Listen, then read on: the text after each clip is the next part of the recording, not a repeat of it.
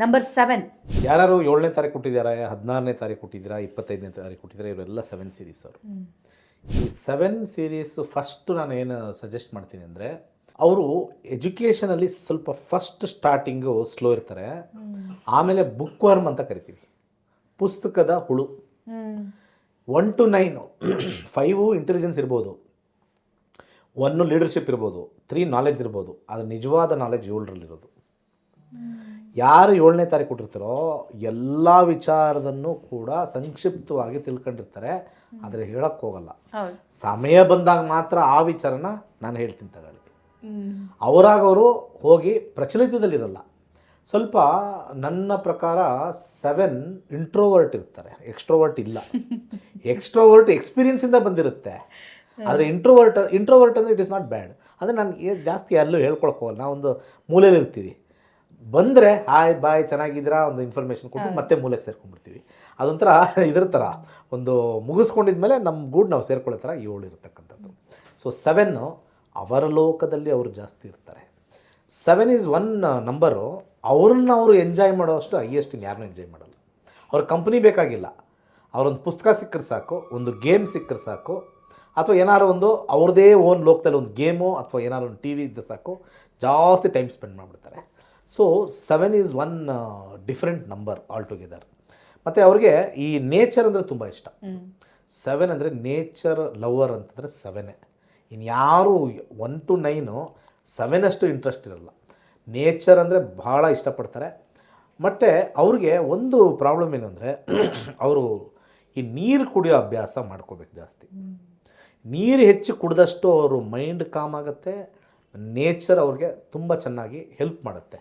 So water ಯಾಕೆ ಅಂದರೆ, nature ನಮಗೆ ಈ ಮರ ಗಿಡಗಳು ಅದಕ್ಕೆ ಬೇಕಾಗಿರ್ತಕ್ಕಂಥದ್ದೇ ನೀರು. ಸೊ 7ನೇ ತಾರೀಕು 16, 25 ಹುಟ್ಟಿದವ್ರಿಗೆ ಆವಾಗವಾಗ ಲಿಕ್ವಿಡ್ಸ್ ತೊಗೊಳ್ತಾನೆ ಇರಬೇಕು. ಯಾಕಂದರೆ ಅವರ ಬಾಡಿ ಸ್ವಲ್ಪ ಬೇಗ ಡ್ರೈ ಆಗುತ್ತೆ. ನರಿಷ್ಮೆಂಟ್ ಅಂತ ನಾವೇನು ಕರಿತೀವಿ, ನರಿಷ್ಮೆಂಟ್ ಬೇಕೇ ಬೇಕು. ಹಾಗೆ 7ನೇ ತಾರೀಕಲ್ಲಿ ಹುಟ್ಟಿರ್ತಕ್ಕಂಥವ್ರಿಗೆ ಆರ್ಟ್ಸ್ ತುಂಬ ಚೆನ್ನಾಗಿರುತ್ತೆ. ಅವರು ಹ್ಯಾಂಡ್ ರೈಟಿಂಗ್ನ ಚೆನ್ನಾಗಿ ಬರೆಯೋಕ್ಕೆ ಪ್ರಾಕ್ಟೀಸ್ ಮಾಡ್ಕೊಳ್ತಾರೆ. ಸ್ವಲ್ಪ ಜಾಸ್ತಿ ಇಂಪ್ರೆಷನ್ ಅಂತ ಕೊಡ್ತೀವಿ ನಾವು, ಇಂಪ್ರೆಷನ್ ಅಂತ ನೋಡಿದ ತಕ್ಷಣ ವಾವ್ ಸೂಪರಾಗಿ ಬರೆದಿದೆ ಅಂತ. ಹ್ಯಾಂಡ್ ರೈಟಿಂಗ್ ಕಲಿದೇ ಇದ್ದವರು ಕೂಡ ಬೆಸ್ಟ್ ಹ್ಯಾಂಡ್ ರೈಟಿಂಗ್ ಬರೆಯೋಕ್ಕೆ ಟ್ರೈ ಮಾಡ್ತಾರೆ. ಆ ಕರ್ಸಿವ್ ರೈಟಿಂಗ್ ಅಂತೆಲ್ಲ ಹೇಳ್ತಾರಲ್ಲ, ಆ ಥರ ಕರ್ಸಿವ್ ರೈಟಿಂಗ್ ಎಲ್ಲ ಬರೀತಾರೆ. ಸೊ ಅವ್ರಿಗೆ ಆರ್ಟ್ಸಲ್ಲಿ 6 ಅಂದರೆ ಆರ್ಟ್ ಅಂತ ಹೇಳ್ತಾ ಇದ್ದೀವಿ, ಬಟ್ ಆರ್ಟ್ನ ಇಂಪ್ಲಿಮೆಂಟ್ ಮಾಡೋರು 7 ಇರ್ತಕ್ಕಂಥವ್ರು. ತುಂಬ ಆರ್ಟಿಸ್ಟು, ತುಂಬ ಡಯಾಗ್ರಾಮ್ ಬರೆಯೋರು, ಅಥವಾ ತುಂಬ ಈ ಒಂದು ಪಿಕ್ಚರ್ಸ್ನ ಬಿಡುಗಡೆ ಮಾಡೋರು, ಇದೆಲ್ಲ ಒಂದು ಕ್ರಿಯೇಟಿವಿಟಿ ಅಂತ ನಾವೇನು ಹೇಳ್ತೀವಿ.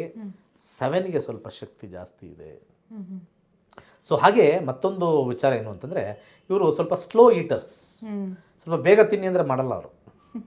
ಸ್ವಲ್ಪ ನಿಧಾನಕ್ಕೆ ಆರಾಮಾಗಿ ಅದನ್ನು ಎಂಜಾಯ್ ಮಾಡಿಕೊಂಡು ತಿನ್ನೋವಂಥ ಒಂದು ಪ್ರವೃತ್ತಿ ಇರುತ್ತೆ. ಫಾಸ್ಟಾಗಿ ತಿಂದು ಬೇಗ ಬೇಗ ಬರಬೇಕು ಅನ್ನೋದು ಅದು ಬರೋದಿಲ್ಲ. ಅದು 7 are slow mild calm eaters ಅಂತ ನಾವು ಕರಿತೀವಿ. ಅವ್ರಿಗೆ ಸಾಕಷ್ಟು ಟೈಮ್ ಬೇಕು.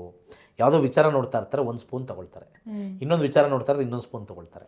ಸೊ ಅವ್ರ time they will just drag A lot. Dual information ಅಂತ ನಾವು ಕರಿತೀವಿ. 2 ಕೆಲಸ ಮಾಡ್ತಾ ಇರ್ತಾರೆ ಒಂದೇ ಸತಿ. ಒಬ್ಬರು ತಿನ್ನಬೇಕು ಅಂದರೆ ತಿನ್ನೋ ಟೈಮಲ್ಲಿ ತಿಂತಾರೆ ಅಷ್ಟೇ, ಇವ್ರು ಇನ್ನೊಂದು ಏನೋ ಮಾಡ್ತಾ ತಿಂತಾ ಇರ್ತಾರೆ. ಸೊ ಡ್ಯುಯಲ್ ನೇಚರ್ 7 ಇರತಕ್ಕಂಥದ್ದು.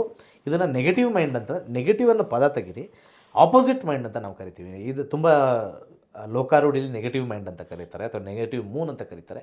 It is not negative Moon, it is the other side of the Moon which is com, stable and focused ಅಂತ ಹೇಳ್ತೀವಿ. ಮತ್ತು ಅವ್ರಿಗೆ ಯಾರಾದರೂ ಏನಾದ್ರು ಹೇಳ್ತಾ ಇದ್ದರೆ ಜಸ್ಟ್ ಕಿವಿಗೆ ಹಾಕ್ಕೊಳ್ತಾರೆ. ಅವ್ರಿಗೆ ಯಾವಾಗ ಅನಿಸುತ್ತೋ ಆವಾಗಲೇ ಕೆಲಸ ಮಾಡೋದು.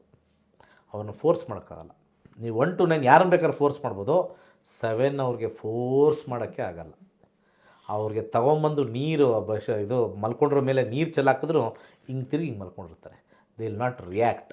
Reaction is very least in 7. Instant react ಮಾಡಲ್ಲ. ಎಲ್ಲಿ ರಿಯಾಕ್ಷನ್ ಮಾಡಬೇಕು, ಯಾವ ಟೈಮಲ್ಲಿ ಬರಬೇಕು ಅಲ್ಲಿ ಬರ್ತಾರೆ. ಎವ್ರಿ ಟೈಮಲ್ಲಿ ಅದು ಮುಗಿತಾರೆ, ಫಟ ವಟ ವಟ ವಟ ವಟ ವಟ ಅಂದ್ಬಿಡ್ತಾರೆ. ಆಮೇಲೆ ಏನೋ ಅಂದರೆ ಅದು ಎಷ್ಟು ಹೇಳ್ತಾರೆ, ಹಿಂಗೆ ನೋಡ್ತಾರೆ, ಸುಮ್ಮನೆ ಇರ್ತಾರೆ ಅಷ್ಟೇ. ಹಿಂಗೆ ನೋಡ್ತಾರೆ, ಹಿಂಗೆ ಸುಮ್ಮನೆ ಇರ್ತಾರೆ. ಟೈಮ್ ಬಂತಾ ಬೇರೆಯವರೆಲ್ಲ ಸೈಲೆಂಟ್ ಆಗಿಬಿಡ್ಬೇಕು. 7. ಸೊ 7 ಈಸ್ ಎ ಟೈಮರ್ ಅಂತ ಕರಿತೀವಿ. ಟೈಮ್ ಬಾಂಬ್ ಬರುತ್ತಲ್ಲ, ಅದು ನಾವು ಹಿಂಗೆ ಪ್ರೆಸ್ ಮಾಡಿದ ತಕ್ಷಣ ಟೈಮರ್ ಇಮಿಡಿಯೇಟ್ ಬಾಂಬ್ ಅಲ್ಲ, ಅದಕ್ಕೊಂದು ಟೈಮ್ ಬಂದು ಬ್ಲಾಸ್ಟ್ ಆಗುತ್ತೆ. ಸೊ ಇಲ್ಲಿ ನಾವು ಕೇತು ಅಂತ ತಗೊಂಡಾಗ ಈ ಮಧ್ಯಭಾಗ ತೊಗೊಳ್ತೀವಿ. ಇಲ್ಲಿ this is the the most important point. ಇಲ್ಲಿ grey colour is the colour for ಇದು. ಈ ಗ್ರೇ ಕಲರ್ ಸ್ಕೆಚ್ ಪೆನ್ನಲ್ಲಿ ಒಂದು ಸ್ವಲ್ಪ ಈ ಗ್ರೇ ಕಲರ್ ಒಂಥರ ಸ್ವಲ್ಪ ಸಿಲ್ವರಿಶ್ ಬೂದಿ ಬಣ್ಣ, ಆ ಬೂದಿ ಬಣ್ಣದ್ದು ಒಂದು ಕಲರ್ ಇಲ್ಲಿ ಹಾಕ್ಕೊಳ್ಬೇಕು. ಸೊ ಅದಿಲ್ಲ ಅಂತಂದರೆ they can go for white. ಯಾಕಂದರೆ it is the part of the moon. So ತುಂಬ ಜನಕ್ಕೆ ಗ್ರೇ ಸಿಕ್ಕಿಲ್ಲ ಸರ್, ಏನು ಮಾಡೋದು ಸರ್ ಅಂತ ಅಲ್ಲಿ ಕಮೆಂಟ್ ಹಾಕೋ ಬದಲು ನಾವೇ ಅವ್ರಿಗೆ ಸೊಲ್ಯೂಷನ್ ಕೊಟ್ಬಿಡೋಣ. ಸೊ ಇಲ್ಲಿ ವೈಟ್ ಹಾಕ್ಕೊಳ್ಳಿ, ವೈಟ್ ಸ್ಕೆಚ್ ಪೆನಲ್ಲಿ ಒಂದು ಇದು ಹಾಕ್ಕೊಳ್ಳಿ, ಅಥವಾ ಯಾವ್ದಾದ್ರು ಒಂದು ಪೇಂಟ್ ಏನಾದ್ರು ಸಿಕ್ಕರು ಹಾಕ್ಕೊಳ್ಳಿ. ಬಟ್ ಅದನ್ನು ನಾನು ಸಜೆಸ್ಟ್ ಮಾಡಲ್ಲ, ಯಾಕಂದರೆ ಎಲ್ಲ ಇವಾಗ ಟಾಕ್ಸಿಕ್ ಆಗಿಬಿಟ್ಟಿದೆ. ನಾನು ಯಾವಾಗಲೂ ಪದೇ ಈ ಹಳೆ ಸಂಚಿಕೆಯಿಂದನೂ ಹೇಳ್ಕೊಂಬರ್ತಾ ಇದ್ದೀನಿ, ಕಲರ್ ಹಾಕೋಬೇಕಾದ್ರೆ ದಯವಿಟ್ಟು ಒಂದು ಮೈಂಡಲ್ಲಿ ಇಟ್ಕೊಳ್ಳಿ, ಟಾಕ್ಸಿಕ್ ಸ್ಕೆಚ್ ಪೆನ್ ಯೂಸ್ ಮಾಡಬೇಡಿ, ನಾನ್ ಟಾಕ್ಸಿಕ್ ಸ್ಕೆಚ್ ಪೆನ್ನೇ ದಯವಿಟ್ಟು ಯೂಸ್ ಮಾಡಿ. ಯಾಕಂದರೆ ನಂಬರ್ಗಿನ ಹೆಚ್ಚಾಗಿ ರೆಮಿಡಿಗಿನ ಹೆಚ್ಚಾಗಿ ಸೊ ನಮ್ಮ ಟಾಕಿಂಗ್ ಪ್ಯಾರೆಟ್ಸ್ ಅವರ ಕಾಳಜಿಯಿಂದ ಹೆಲ್ತ್ ಇಂಪಾರ್ಟೆಂಟ್, ನಮ್ಮಿಂದ ಯಾರಿಗೆ ತೊಂದರೆ ಆಗಬಾರ್ದು. ಸರ್, ನಮಗೆ ಈಗ ಈ ಆ್ಯಶ್ ಕಲರ್ ಅಂತ ಏನಂದರೆ ನೀವು ಬೂದಿ ಬಣ್ಣ ನಮಗೆ ಸಿಗಲೇ ಇಲ್ಲ ಅಂತಂದರೆ ನಾವು ಈ ಅಗರಬತ್ತಿ ಹಚ್ಚಿಟ್ಟಾಗ ಬೂದಿ ಬೀಳುತ್ತಲ್ಲ, ಅದು ಅದೇ ಕಲರ್? 100% ಅದನ್ನು ಹೇಳಕ್ಕೆ ಹೊರಟಿದ್ದೆ. ಯಾಕಂದರೆ ಆ್ಯಶ್ ಕಲರ್ ಒಂದು ಸ್ವಲ್ಪ ಬೂದಿನ ಇಲ್ಲಿ ಹಚ್ಕೊಂಡ್ರು ಸಾಕು, ಏನು ತೊಂದರೆ ಇಲ್ಲ. ಇದನ್ನು ಮಾಡಬೇಕಾಗಿರ್ತಕ್ಕಂಥ ದಿವಸ ಗುರುವಾರ ಇಸ್ ವೆರಿ ವೆರಿ ಇಂಪಾರ್ಟೆಂಟ್.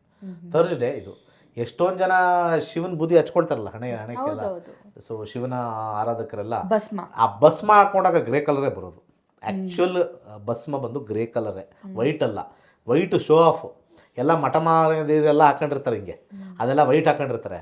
ಅದು ಸ್ನೋ ಸೆಮ್, ಅದು ಏಷ್ಯನ್ ಪೇಂಟೋ ನೆರಲ್ಯಾಕೋ ಪೇಂಟ್. ಅದು ನಿಜವಾದ ವಿಭೂತಿ ಅಂತ ಏನು ಕರಿತೀವೋ ಅದು ಕಾಣಿಸೋದಿಲ್ಲ. ಹಾಕೊಂಡಾಗ ಸ್ವಲ್ಪ ಲೈಟಾಗಿರುತ್ತೆ, ಸ್ವಲ್ಪ ಬೆವರು ಬಿಟ್ಕೊಂಡಾಗ ಅದು ಲೈಟ್ ಗ್ರೇಷ್ ಕಲರ್ ಬರುತ್ತೆ.